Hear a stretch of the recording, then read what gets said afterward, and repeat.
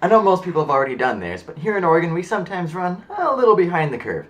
So here's my roundup of 2014 in music, or at least the 23 albums that I listened to this year. We're going alphabetically by album title. So first up is Aftershock by Will Strong, which is me, and you can download it now for free at bandcamp.com. Next is All You Can Do by Watsky. I really love Cardboard Castles, but this seems to lack a little spark somehow. I mean, it's still really good, forward-thinking hip-hop album, but it's just missing a little something. I don't know. Next is Alphanumeric by Ronald Jenkins, and this one doesn't have a lot of focus, since the first half of the album are songs from a game soundtrack, and the second half are just for the album.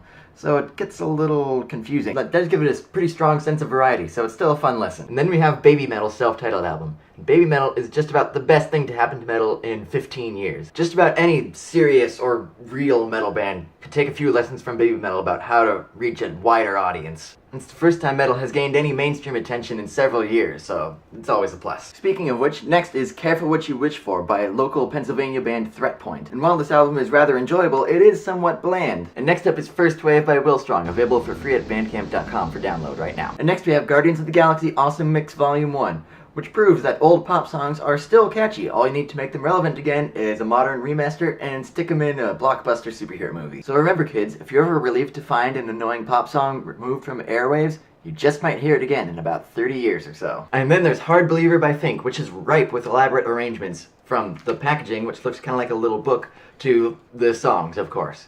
A little bit less lyrical interest from previous releases, but still very good. And then there's The Hunting Party, Linkin Park's version of Save Rock and Roll. And while it is a really strong, heavy, aggressive album, it also has its weak points. Whatever failings it may have are pretty much entirely made up for by Guilty All the Same, especially Rakim's verse. Musical highlight of the year for me.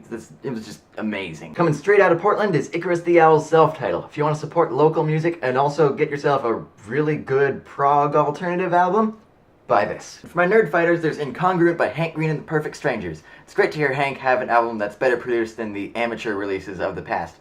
And there's some really great guitar tones, but the arrangements are still pretty clunky, especially on The Universe is Weird.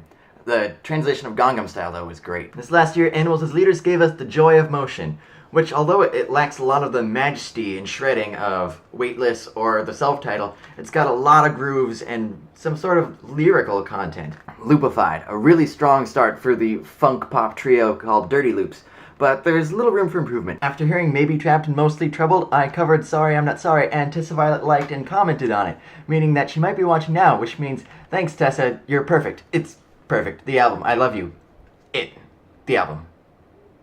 Another Portland release not responsible for loss, damage, or theft is Rightland End's first EP. And bear with me, the recording is pretty, primitive, but there's some really great songs on here. But for really good production, look no further than Season 2 by Pomplamoose. By my estimation, this is the future of alternative music, and must listen for aspiring producers. And then there's Shatter Me by Lindsey Sterling, which is so much bigger and better than her first album, which, even though that was terrific, it seems sort of quaint in comparison. And there's Songs of Innocence by U2, which, if you have an Apple account, you already have, so I mean, there's no point in me talking about it. Next up is Sonic Highwise by Foo Fighters. If you want to know more about that one, I did a full video reviewing it, so go watch that. Stone Pushing Uphill Man by Paul Gilbert. As with any Paul Gilbert album, there's some just top-notch, world-class guitar playing on here, but it does seem a bit more like a practice session than like a full-fledged album release. And then there's Tongues Like Figure Eights by X's for Eyes, which was released with the hashtag Platinum Project, where they were selling the album for $1 each and then donating the proceeds to some charity or another, I think, in order to try and sell 1 million copies. This was an attempt to make Taylor Swift not the only platinum-selling artist of 2014. While, unfortunately, but unsurprisingly, they did not succeed, it's still a decent metal album, so maybe check it out. And then there's The Outsiders by Eric Church, which is a crummy country pop album, I guess? I don't know. I didn't like it. And last but not least, Slipknot's Point 5 The Grey Chapter. I also did a full video review of this if you want to know more about that one. And that's what I heard in 2014. What was the best one, you ask? Well, Baby Metal is a really close runner-up. My actual top album of 2014 would be Shatter Me. Also, Lindsey Sterling was the best concert I went to this year, so yeah. Bye-bye. This is the end screen.